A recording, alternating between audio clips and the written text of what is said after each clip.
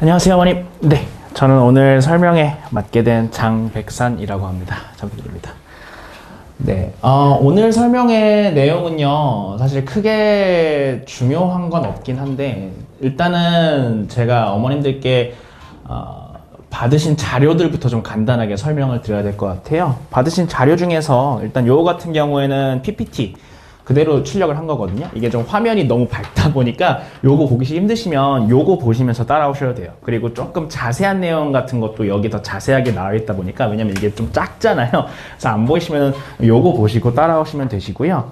그 다음에 이건 뭐 옛날이어서 사진이 좀 다르고 요게 조금 중요한 건데, 다른 게 아니고 이게 자료집이에요. 인문논술 2026 학년도 모든 학교들 정보를 제가 정리해가지고 직접 만든 자료거든요. 이게 제본을 안 해가지고 조금 안 이뻐 보인다 뿐이지, 자료집 자체는 굉장히 좋은 거라고 제가 확신을 드릴 수 있으니까 요거 반드시 좀 보시고요.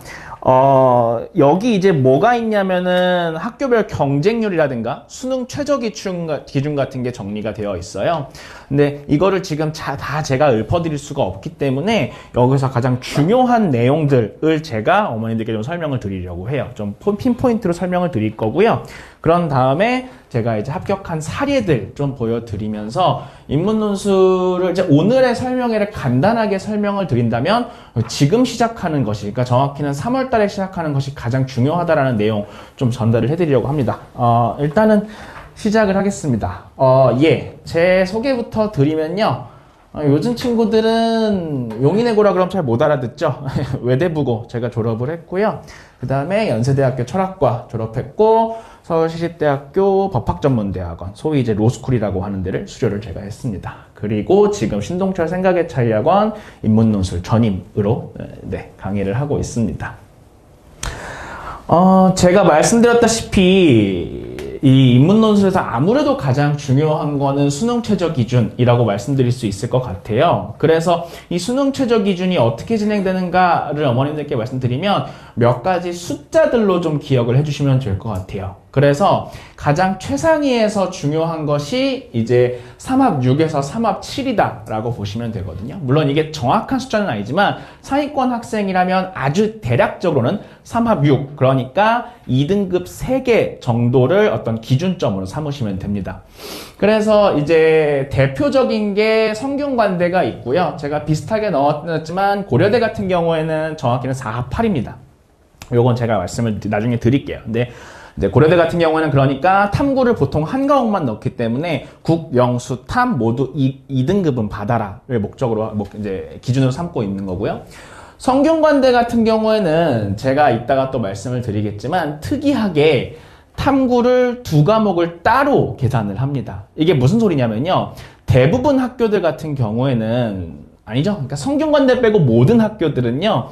수능 최저 기준 판단에 있어서 탐구 과목을 하나만 넣어요. 그러니까 요게 계산이 안 된다는 뜻인 거거든요. 그러니까 이합도 그러고 다 똑같아요. 그런데 성균관대만 특이하게 탐구를 각각 받겠다라고 얘기를 했어요. 그러니까 뭐 예를 들어서 영탐탐 이런 게 가능한 거죠. 그래서 이제 중상위권 친구들이 성균관대를 지원해 볼 수 있는 가능성이 조금 높은 거예요. 왜냐하면 보통 중상위권 학생들이 이제 2합 몇 가지는 충분히 하는데 3합이 조금 어려운 친구들이 있거든요. 그리고 뭐 이 중에 계실지 모르겠는데 그런 친구들을 종종 있어요. 이제 역덕이라 그러죠. 이제 역사 덕후 친구들이 동아시아 세계사 완전 2등급이나 1등급으로 잡아놓고 영어 하나 해가지고 영탐탐 해가지고 이렇게 지원하는 경우가 성균관대에 많고요. 그 다음에 보셔야 될 게 이제 서강대랑 한양대죠. 여기가 이제 3합 7. 그러니까 여기는 2등급 3개는 아니고요. 서강대랑 한양대 같은 경우에는 2등급 2개, 3등급 하나. 이 정도로 생각을 하시면 돼요. 이 중에서 제가 개인적으로 올해 조금 가장 중요하게 이제 생각을 하고 있는 학교는 한양대입니다. 왜 그러냐면요. 한양대 같은 경우에는 아실지 모르겠는데 원래 수능 최저 기준이 아예 없었어요. 그러다 보니까 흔히들 뭐 천하제일논술대가 연대라고 얘기를 하는데 저는 사실은 한양대라고 생각을 해요. 연세대 같은 경우에 경쟁률이 60, 70대 1 정도인데 최초 경쟁률 기준 한양대는 제가 300대 1까지도 봤습니다. 그런데 올해부터 갑자기 3합7의 기준을 신설하겠다고 얘기를 했어요. 이거 같은 경우에는 사실은 상위권 학생들한테 굉장히 좋은 기회다. 저는 이렇게 생각을 해요. 왜 그러냐면 어쨌든 간에 수능 최저 기준이 전혀 없는데 경쟁률이 300대 1이다. 저는 논술이 로또라고 생각 안 하지만 그거는 거의 로또에 가깝다고 생각을 해요. 3합7을 맞춘 학생들이 한양대를 쓰기가 힘들었었는데 왜냐하면 수능 최저가 높아도 경쟁률이 너무 높으니까요. 그런데 올해부터는 수능 최저 기준이 결정이 돼버리면서 경쟁률은 저는 실질 경쟁률 기준으로는 한 20대 1 정도 보고 있습니다. 왜 그러냐면 3합 6에서 7을 지원하는 뭐 서강대나 성균관대가 실질 경쟁률이 보통 한 20, 30대 1 정도 나와요. 그래서 저는 한양대가 올해 실질 경쟁률 기준으로 한 10분의 1로 줄어든다. 왜냐면은 원래는 실질 경쟁률이 300대 1이었던 거니까요. 좀 줄어들 것이다. 이렇게 생각을 하고 있고요. 그 다음에 제가 이제 이화여대 스크랜튼이라고 적어놨는데요. 이화여대 스크랜튼 같은 경우에는 자유전공이라고 보시면 돼요. 요것도 조금 특이하게 봐주셔야 되는 것인데 이화여대 같은 경우에는 올해부터 다른 학과, 그러니까 보통은 일반 학과들은 전부 2합 5로 낮췄습니다. 원래 3합 6이었거든요. 그리고 자유전공학부인 스크랜튼만 3합 6으로 유지를 하겠다. 이렇게 얘기를 했어요. 그래서 최상위권에는 3합 6이라는 숫자를 좀 기억을 해주시면 될 것 같고요. 그 다음에 제가 가장 많은 학생들에게 사실은 항상 요구하는 것이 이 숫자, 2합 5라고 하는 숫자입니다. 여기서는 이제 한국외대 같은 경우에는 2합 4지만요. 그 외에 모든 학교들은 2합 5라고 하시면 돼요. 그래서 인문계열 학생들이 뭐 수학을 제가 포기하라는 건 아닙니다만은 수학이 조금 힘든 친구들도 예를 들어서 뭐 영어랑 탐구 혹은 자기가 국어가 자신 있으면 뭐 국어랑 탐구 요렇게 두 과목만 열심히 해가지고 충분히 지원해 볼 수 있는 학교가 요렇게 경희대, 건국대, 동국대, 홍익대, 숙명여대인 거고요. 제가 여기 적어놓지 않아서 그렇지 사실 세종대랑 숭실대도 2합 5를 요구를 하고 있습니다. 그러니까 어떤 학생이 인문논술을 하겠다라고 생각을 한다면 사실은 2합 5가 어떻게 보면 저는 가장 중요한 피벗 포인트 중에 하나 이렇게 생각을 해요. 왜냐하면 그걸 지원하게 되는 순간 지원해 볼 수 있는 학교들이 굉장히 많아지니까요. 물론 이 학교들 사이에 세세한 차이점은 있습니다만은 그건 제가 나중에 말씀을 드릴게요. 그 다음에 이제 지금 제가 보기에는 남학생이 안 보여서 말씀드린다면 중위권 학생 중에서도 여학생들한테 아주 중요한 숫자가 2합 6에서 2합 7이라고 생각을 해요. 왜 그러냐면 동덕여대, 덕성여대, 성신여대 이 세 학교가 모두 수능 최저 기준으로 2합 7을 요구를 하고 있습니다. 그러니까 뭐 영어 3등급, 탐구 4등급 이런 식인 거죠. 혹은 당연히 vice versa도 가능하고요. 특히 동덕여대나 덕성여대 같은 경우에는 내신 반영 비중이 제로입니다. 완전히 논술로만 평가를 하겠다고 얘기를 하고 있기 때문에 내신이 다소 안 좋은데 수능 최저 기준이 2합 7을 맞출 수 있는 학생들, 특히 여학생들은 저는 여기를 지원하라고 얘기를 하고요. 올해부터 제가 좀 흥미롭게 보고 있는 학교 중에 하나가 국민대예요. 국민대 같은 경우에는 작년까지만 해도 인문논술을 진행하지 않았습니다. 그러니까 중상위권 학교치고 꽤 오랫동안 인문논술을 진행을 안 하다가 올해부터 갑자기 인문논술을 진행하고 있다고 얘기를 했고요.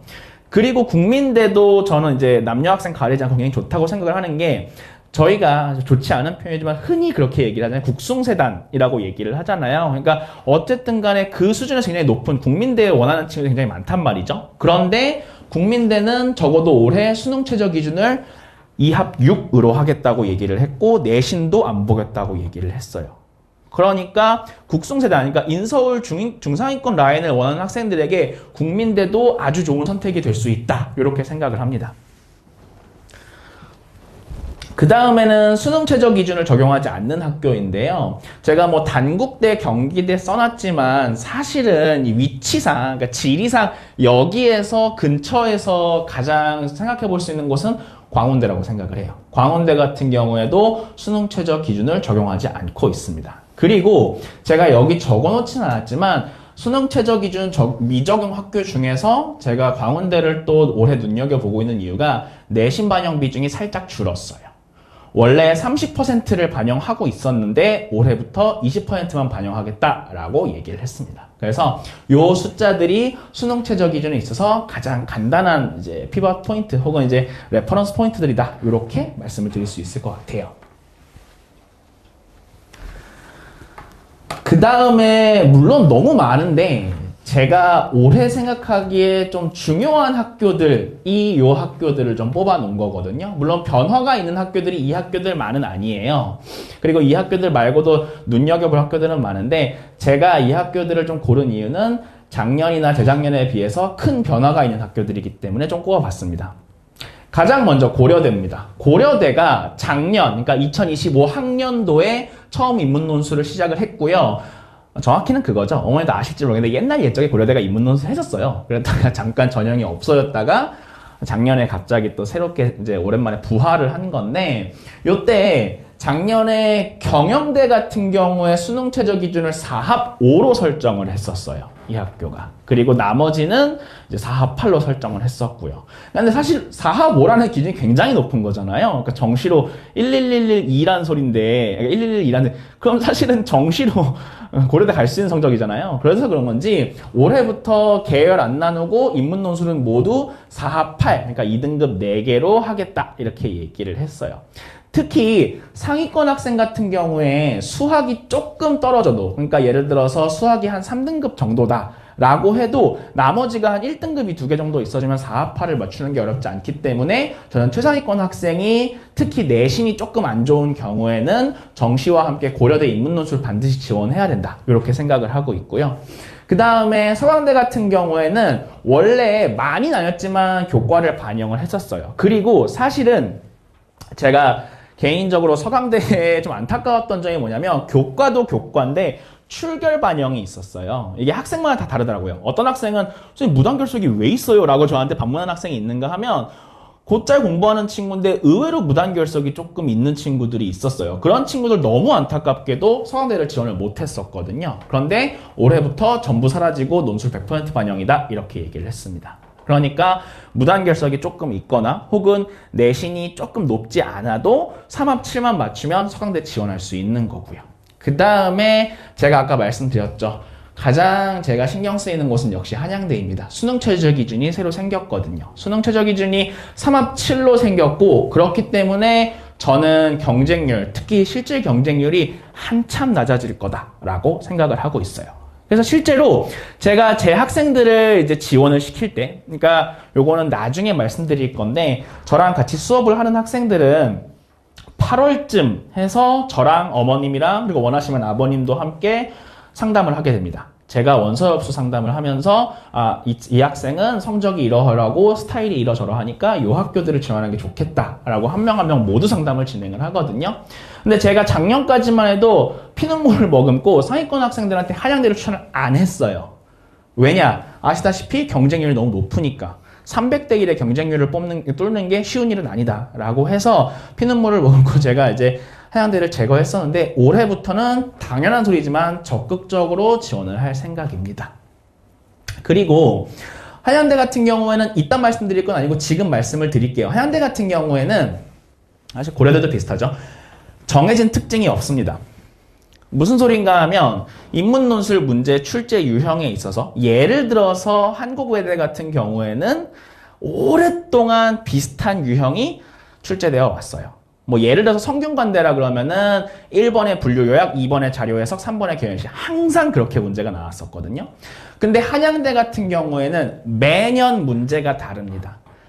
그래서 농담 삼아서 그러니까 선생님들끼리 인문논술 강사끼리 한양대를 굉장히 싫어해요. 왜냐하면 한양대 같은 경우에는 아주 오랜 기간 모든 유형을 다 풀어봐야 되는 거죠. 어떤 유형이 나올지 모르기 때문에. 조금 더 세게 얘기해 볼게요. 이게 뭐 사실 정확한 사실은 아닙니다만 예를 들어서 외대나 중앙대 같은 경우에는 출제 유형이 딱 정해져 있기 때문에 막말로는 좀 상대적으로 짧은 기간 동안 죽었다 하고 그것만 풀면 합격할 수 있는 가능성이 충분히 있어요. 저는 있다고 생각을 해요. 그런데 한양대 같은 경우에 혹은 서강대도 좀 비슷한데요. 어쨌든 이런 상위권 학교들, 특히 한양대가 그게 불가능한 거죠. 왜냐하면 제가 같은 유형 찾는데 몇 년 뒤로 돌아가야 돼요. 예를 들어서 2024학년도 유형, 기출 유형이랑 비슷한 유형이 언제 나왔냐? 찾으면은 한 2017년 돌아가야 되고 그래요. 그러니까 그만큼 새로운 문제가 계속 나온다는 거죠. 그렇다고 하는 것은 오히려 웃기게도 한양대를 지원하려고 하면 물론 수능 최저 맞췄다는 전제 하에서 한양대 말고 다른 학교 문제들을 많이 풀어봐야 되는 거예요. 이런 학교 문제도 풀어보고 저런 학교 문제도 풀어보고 했을 때 한양대 같은 경우에 무슨 문제가 나오든 바로 적응해서 풀 수 있는 그런 실력을 길러야 된다라고 말씀드릴 수 있겠죠. 그 다음에 이화여대가 굉장히 특이한데요. 제가 여기다가 적는 걸 깜빡했는데 원래 모두 3합6 막 이런 식이었거든요. 근데 인문계열 같은 경우에 이게 국어 포함 2합5로 바뀌었습니다.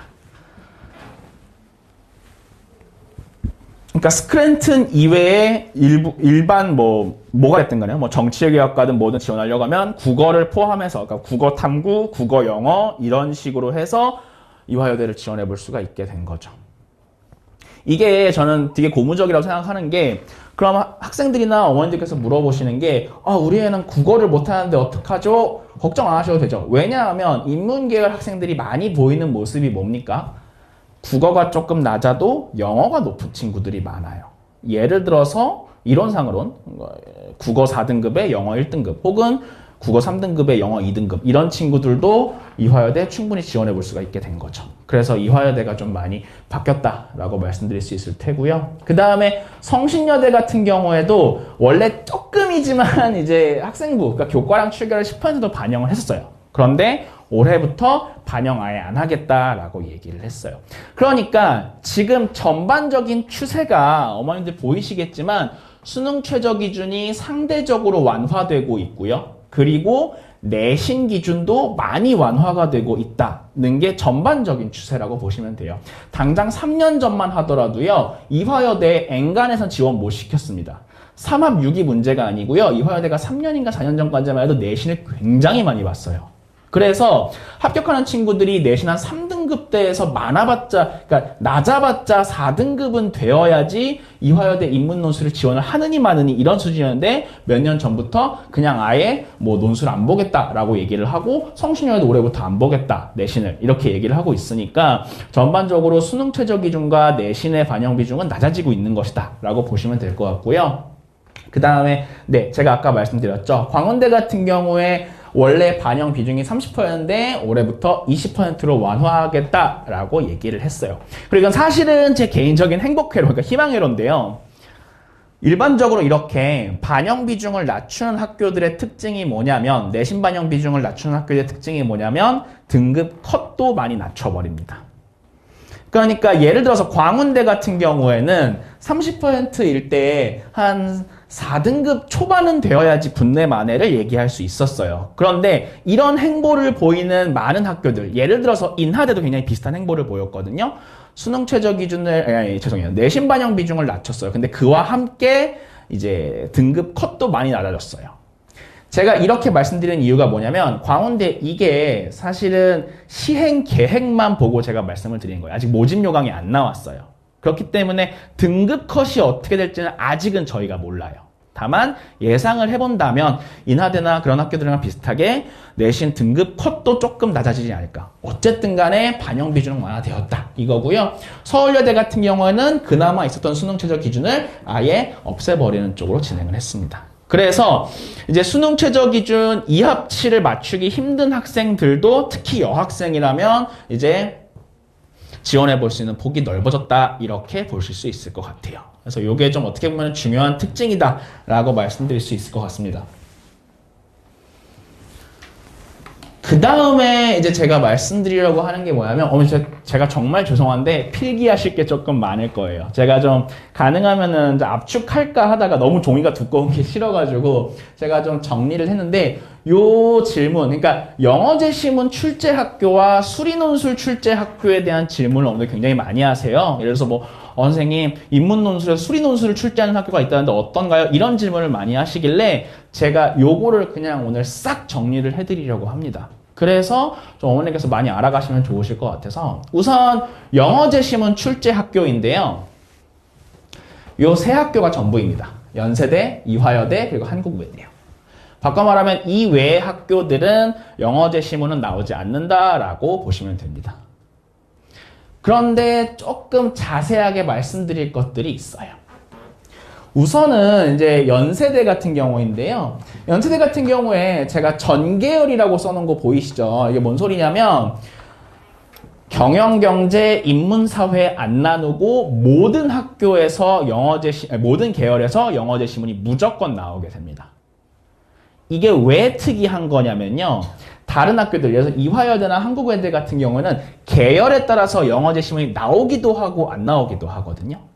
그런데 연세대는 그런 거 없이 그냥 무조건 영어제 시문 나오게 됩니다. 그 다음에 이화여대가 제가 지금 인문 1계열이라고 해놨는데요. 요거 조금 헷갈리실 것 같아서 설명을 드릴게요. 이화여대가 크게는 뽑는 계열이 세 가지입니다.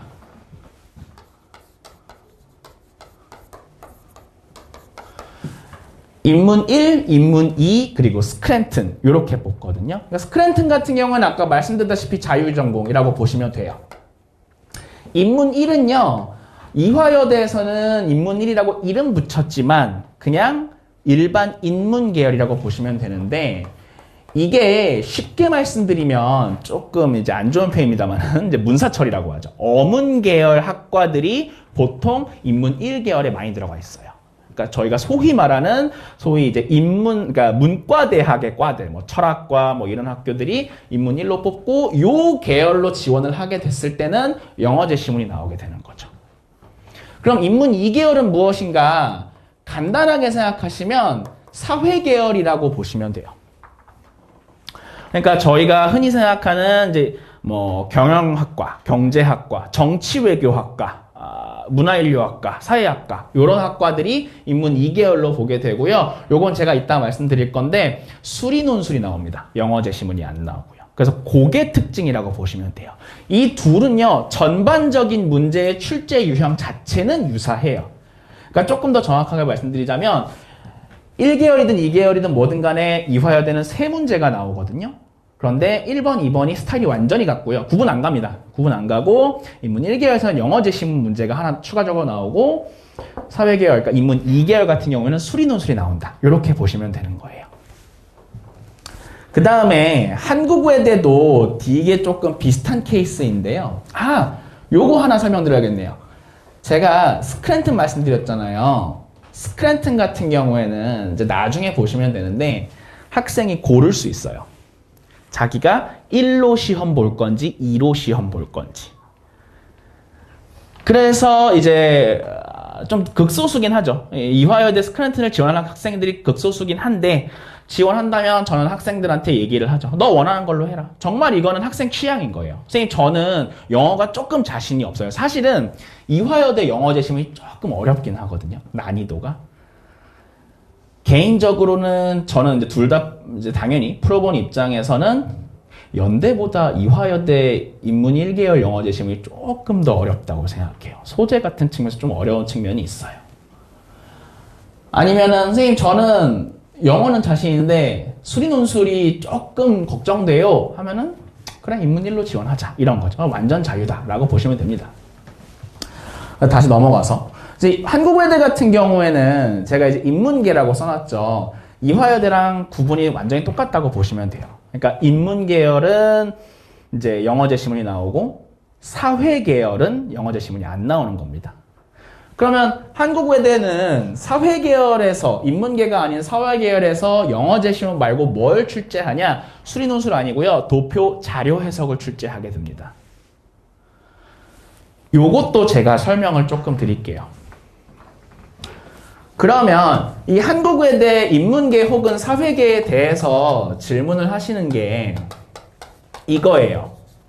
만약 한국외대 인문계를 지원하게 된다. 영어제 시문이 어느 정도 어렵냐라고 물어보시는 경우들이 있는데 이게 물론 단순한 1대1 대응은 안 되겠습니다만은 제가 수능, 그러니까 모의고사 영어 6등급 나오는 친구가 독해를 어렵지 않게 하는 걸 직접 본 적이 있어요. 그러니까 아주 어렵지는 않아요. 그러니까 쉽게 말하면 그냥 시간 깎아먹기 용으로 영어제 시문을 출제를 하는 거예요. 독해만 할 수 있다면 심지어는 제가 그런 학생도 봤어요. 완벽하게 독해는 안 되거든요. 근데 이 영어 제시문 대충 떠듬떠듬 읽으면서 느낌 잡고 아 이게 이런 글이구나 파악해서 문제 푸는 친구도 봤어요. 실제로 맞췄고요. 그래서 물론 이제 극소수의 케이스긴 합니다만 그래서 영어 제시문 난이도가 상대적으로 낮다라고 볼 수 있을 테고 그 다음에 이 사회 계열에서는 이제 자료나 도표가 나온다라고 말씀을 드렸잖아요.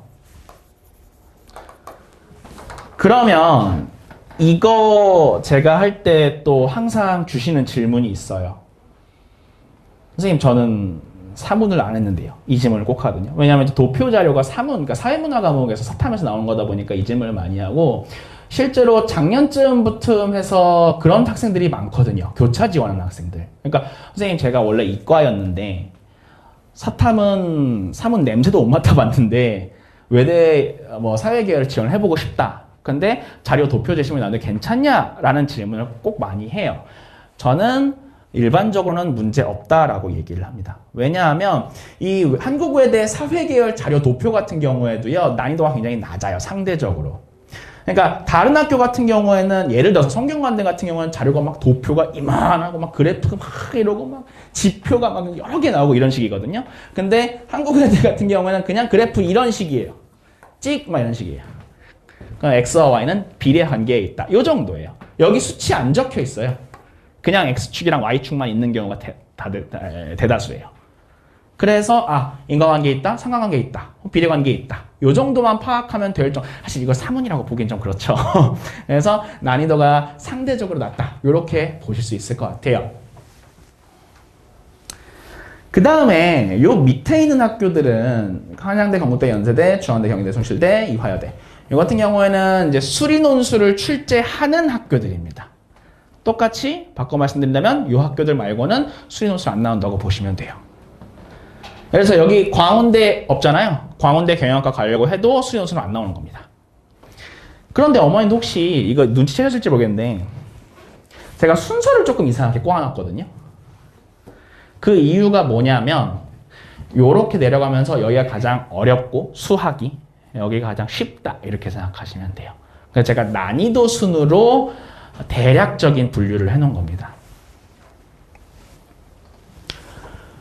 그러면 지금 가장 위에 있는 게 한양대, 건국대, 연세대이지 않습니까? 요거 설명을 좀 드릴게요. 요 세 학교는요. 그러니까 수리 논술만 나오는 게 아니고요. 글 쓰는 일반적인 인문 논술이랑 수리 논술이 같이 나오는 거예요. 그러니까 한 문제는 글 쓰는 일반적인 수리 논술을 풀고 또 한 문제는 혹은 뭐 세 번째 문제는 수리 논술을 푼다. 이런 식인 거거든요. 그러면 여기에 수리 논술 난이도가 어떻느냐라고 한다면 이 또한 정확한 1:1 대응은 안 되겠습니다만은 저는 수능 수학 그러니까 모의고사 2등급 한 솔리드하게 나오는 친구들한테 여기 지원하라고 얘기를 해요.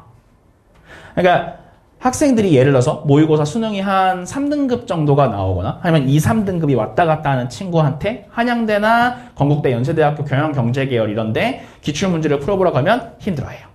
4등급부터는 못 건드는 것 같아요. 제가 보기에는.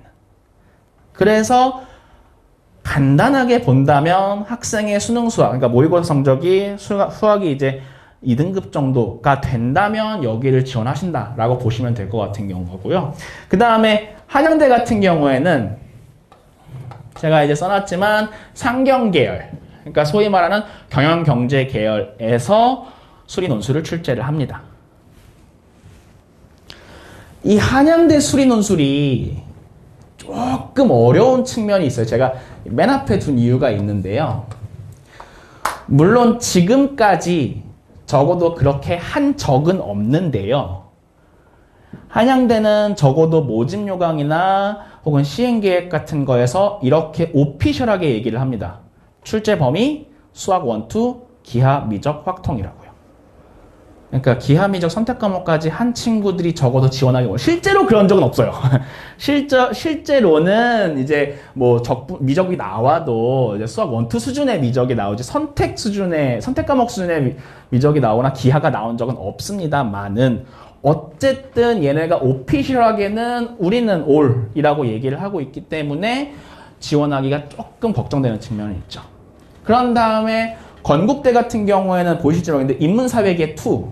그러니까 이제 이화여대나 한국외대랑 비슷한 분류인 거거든요. 그러니까 소위 말하는 사회과학 계열에서 건국대가 수리논술 출제를 하는데 여기는 적어도 우리가 기하미적인 했다고는 얘기 안 하는데 좀 어려워요. 난이도가 조금 있어요.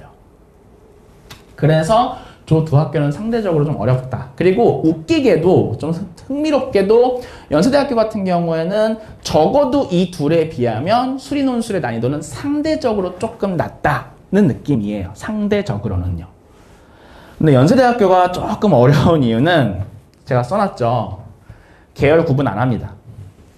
그러니까 예를 들어서 제가 철학과를 나왔으니까 철학과라고 얘기를 할게요. 한양대 철학과 지원한다. 수리논술 안 풀어도 되고요.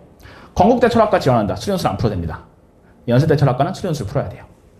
모든 계열 안 나누고 영어제 시문도 다 나오고 수리논술도 다 나온다. 이렇게 보시면 되는 거예요. 그래서 상대적으로 조금 어려운 학교들이다라고 볼 수 있을 테고요. 그 다음에가 이제 소위 말하는 이제 이하부에 가까운 학교들인데 이제 요 중앙대, 경희대, 숭실대학교 이렇게 세 학교입니다. 우선 중앙대 같은 경우에는 저기는 3합 6이긴 해요. 수능 최저 기준이. 그건 제가 이따 말씀을 드릴게요. 근데 중앙대 같은 경우에는 경희대랑 보통 저희가 좀 나쁜 말이지만 중경외시라고 해서 좀 그걸 같이 보는 경향이 있잖아요. 이 중앙대랑 경희대가 지원이 굉장히 어려워요. 뭐가 어렵냐면 헷갈려요.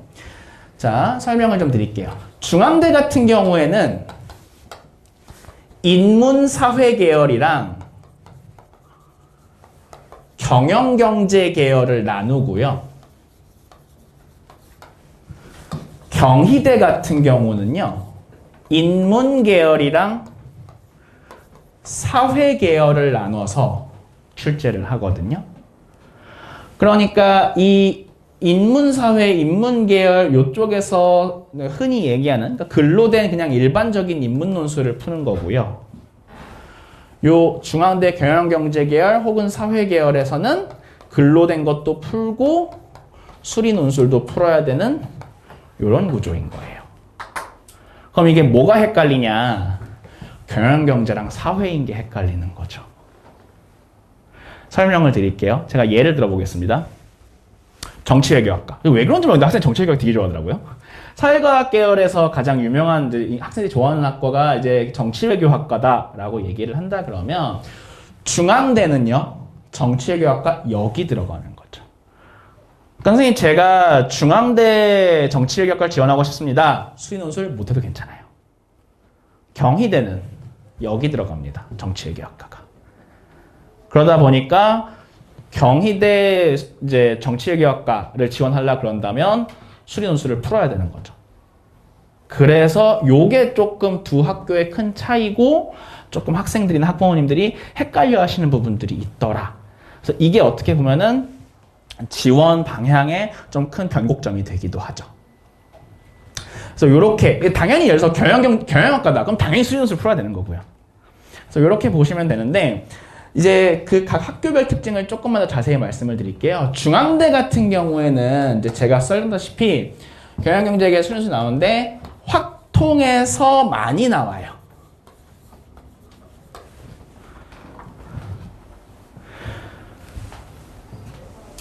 이게 중앙대 같은 경우에는 적어도 자기들이 오피셜하게 우리는 확통에서만 낼 거다라고 한 적은 없어요.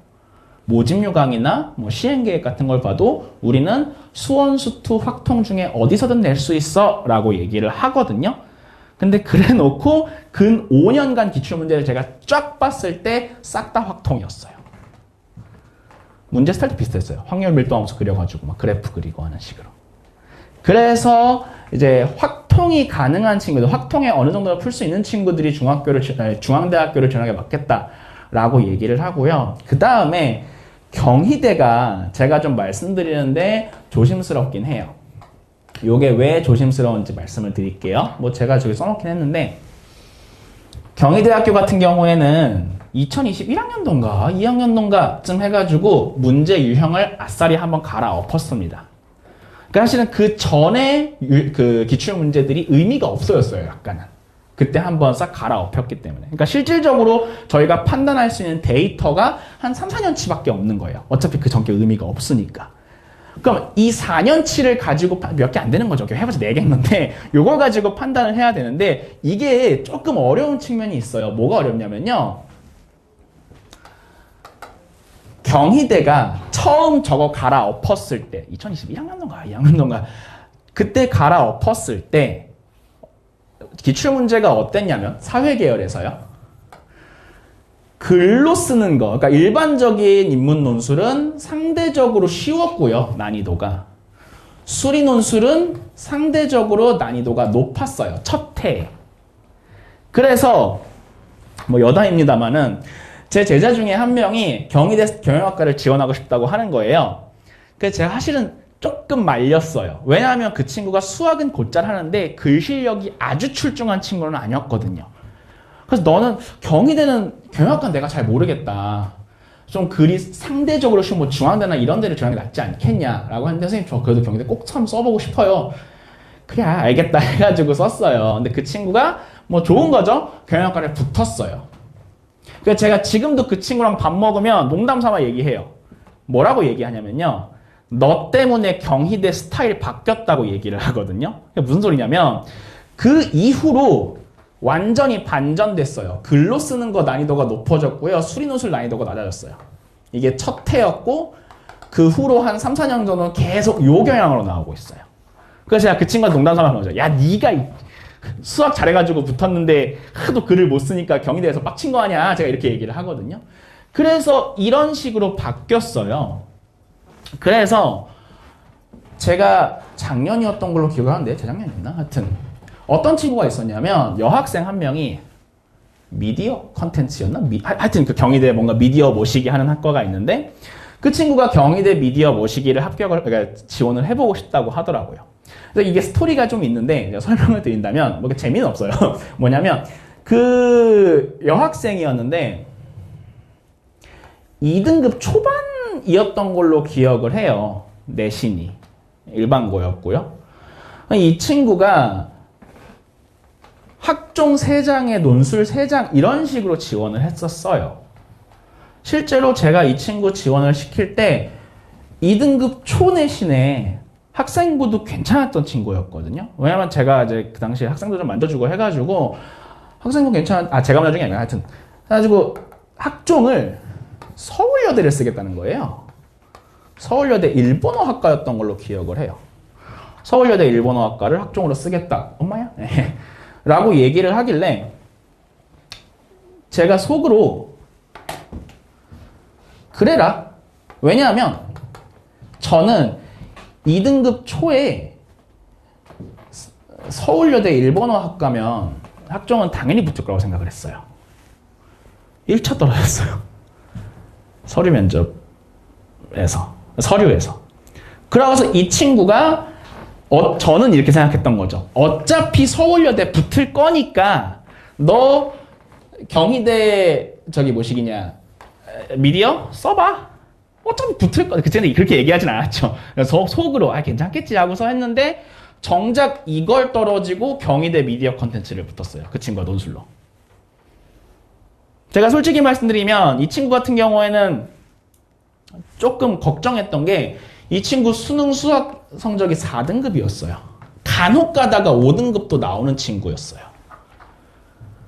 그러니까 저는 더더욱 수리논술이 나오는 경희대 사회계열 어렵지 않을까? 근데 어차피 서울여대 붙을 거니까 이렇게 했는데 서울여대 떨어지고 웜에 큰일 났다 싶었는데 이제 붙은 거죠. 그럼 제가 그래서 그 친구한테 어떻게 보면 참 고마운 게 레퍼런스 포인트로 삼아요. 수능 실력 한 4등급까지도 붙은 경험이 있다. 따라서 상대적으로 조금 난이도가 좀 꺼져버렸는데 뭐 한양대나 이런 데만 조금 낮다는 거죠. 실제로 제가 그 당시에 학생들한테 물어봤었어요. 야, 뭐 나왔냐 문제. 그리고 나중에 기출문제를 제가 봤거든요.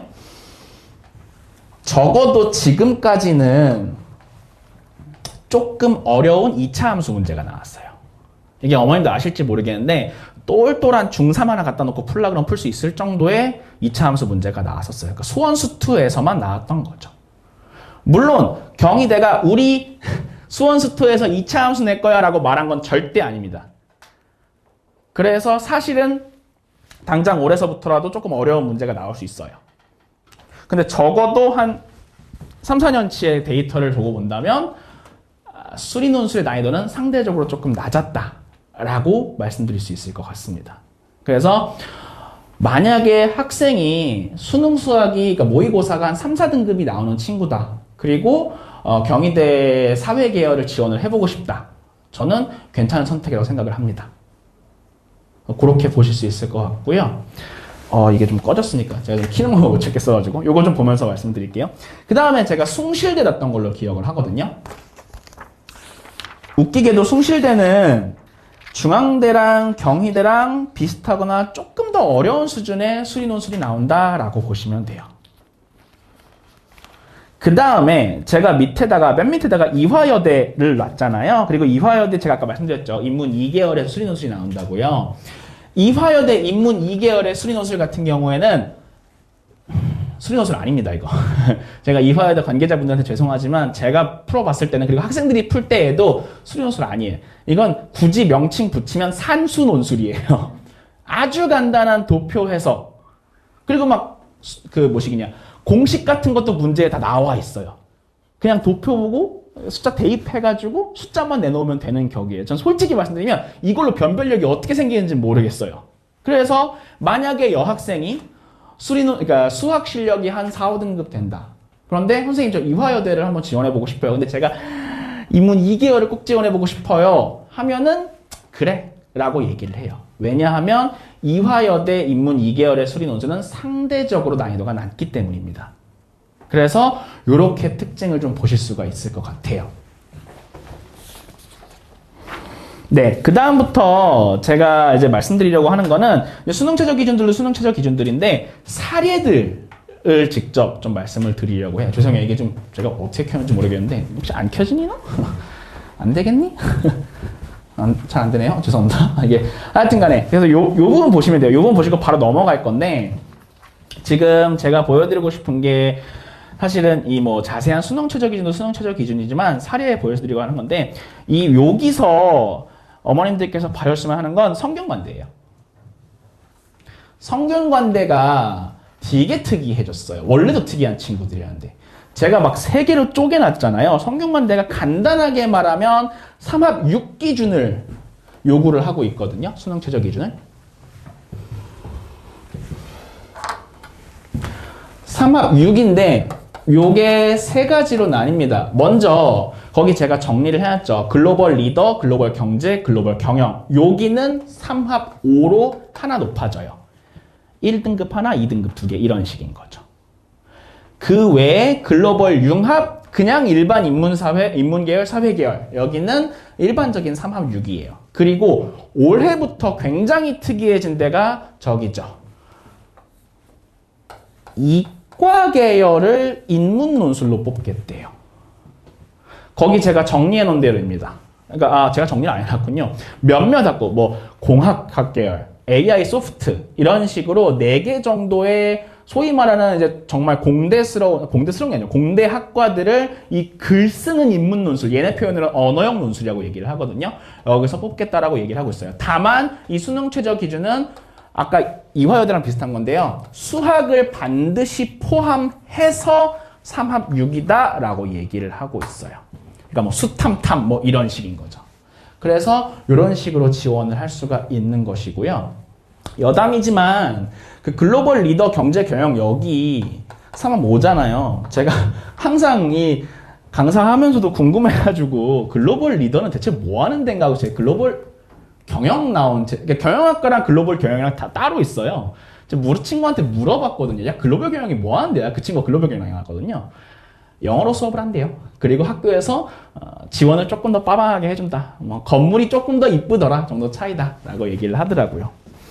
그 다음에 요것도 보시면 좋을 것 같은데 맨 밑에 제가 한국외대를 넣어놨거든요. 한국외대 같은 경우에 전반적으로 2합 4인데 LD, LT 학과라고 있지 않습니까? 여기가 Language and Diplomacy, Language and Trade라고 하는데 여기는 2합 3이에요. 수능 최저 기준이요. 그래서 제가 여기도 한번 물어봤어요. 정확히 여기 나온 친구는 아니고 이제 외대 나온 친구한테 물어봤는데 여기는 쉽게 말해서 고시반이라고 얘기를 하더라고요. LDLT 학과는. 그러니까 뭐 변시가 그러니까 로스쿨이 됐든 뭐 이제 그런 거 준비하는 학과다라고 얘기를 하더라고요. 그 다음에 넘어가시면 제가 이제 사례들을 좀 여러 개 보여드리려고 하는데 가장 먼저 보여드리려고 하는 게 최상위권 사례예요. 지금부터 보실 자료들은요, 실제로 제 학생들 제가 상담 기록을 갖고 온 거고요. 쉽게 말씀드리면 왼쪽이 합격, 오른쪽이 불합격이라고 보시면 돼요. 제가 다 그렇게 대비를 해놨거든요. 하나하나 설명드리겠지만 왼쪽과 오른쪽, 그러니까 합격과 불합격의 차이는 결국은 시작 시간이다라고 보시면 돼요. 언제 시작했는지 시작 시기가 큰 차이다라고 보시면 돼요. 일단 최상위권 사례에서 왼쪽 보실게요. 그러니까 요 합격한 친구 보실게요. 이 친구가 저 친구예요. 저기 혹시 유튜브에 보셨는지 모르겠는데 제가 연대 합격한 제자랑 이렇게 대담하는 영상이 있거든요. 안 보셔도 돼요. 보시면 좋고요. 그 친구가 이 친구 연대 합격한 친구예요. 이 친구가 뭐 연대 이때는 뭐 철학과를 스내 만에 했는데 결국은 그 친구는 불어불문학과 갔어요. 근데 어쨌든 간에 이 친구 보시면 수능 성적, 그러니까 모의고사 성적 보이시나요? 1, 2등급을 쭉 유지를 하고 있어요. 그래서 제가 이 친구한테 연대를 포함해서 상대적으로 조금 이 당시에는 고려대학교가 없었고요. 상대적으로 최상위권 학교들을 지원하자라고 얘기를 했어요. 그런데 이 친구가 미안해 얘기할게. 이 친구가 실전에서는 수능이 조금 무너졌어요. 이 모의고사에 비해서는. 그러니까 다행히도 연대를 붙었던 거죠. 근데 저는 개인적으로는 그렇게 생각합니다. 이 친구가 연대 말고 다른 학교들도 붙을 수 있었다고 생각을 해요. 근데 이 친구가 연대 말고 다른 학교를 못 붙은 이유가 뭐냐면요. 성균관대 시험 전날에 연대 합격 발표가 났어요. 그래서 연대 합격 발표 나자마자 그냥 바로 놀러 갔어요. 그래서 시험장에 하나도 안 갔어요. 그래서 이 친구가 보이실지 모르겠는데 제가 그 인쇄를 했으니까 2월 9일 투도 상담회도 있죠. 2월에 처음 왔던 친구예요. 정확히는 이 친구가 1월에 왔었는데 뭐 아프다고 몇 주 쉬었나? 그랬다가 2월 달부터 시작을 하게 된 친구예요. 그런가 하면 오른쪽에 보시면요.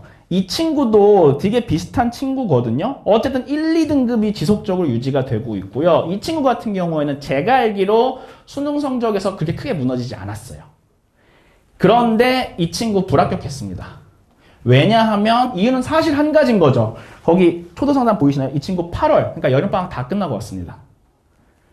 여름방학 다 끝나고 와가지고 저한테 선생님 저는 거기 써있죠. 성중경 그 정도 라인까지만 쓰겠다. 그 아래는 보고 있지 않다라고 얘기를 한 거예요. 그런데 당연히 이런 최상위 학교들은 아주 오랜 기간에 좀 꾸준한 연습이 필요하기 때문에 짧은 기간 동안 그렇게 호록 해서는 되는 학교가 아니에요. 그러다 보니까 이 친구가 안타깝게도 저거 논술로는 불합격하게 된 거죠. 이런 케이스들이 많이 있습니다. 바로 그 뒷장에 보시면 상위권 사례 1번 보여드릴게요.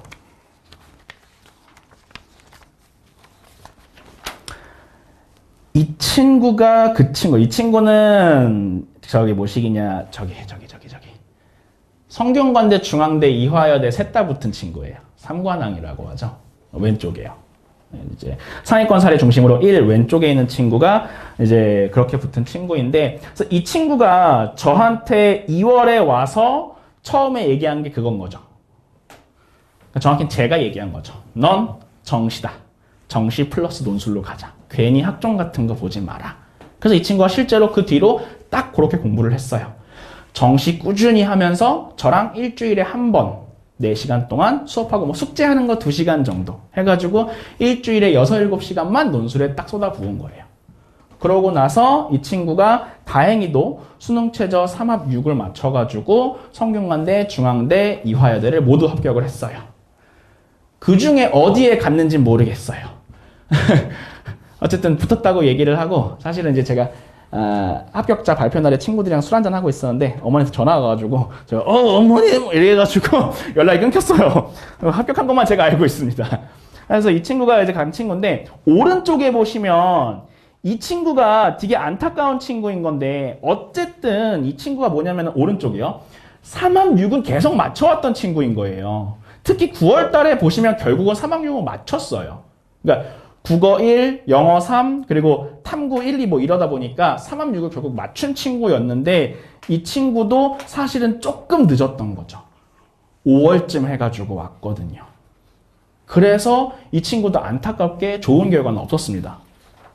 그 다음에 보시면 이 상위권 사례 중심 요 2번 보시면 2번에서 제가 보여드리려고 하는 왼쪽에 있는 친구가 경희대 경영학과 합격한 친구입니다. 아까랑은 다른 친구예요.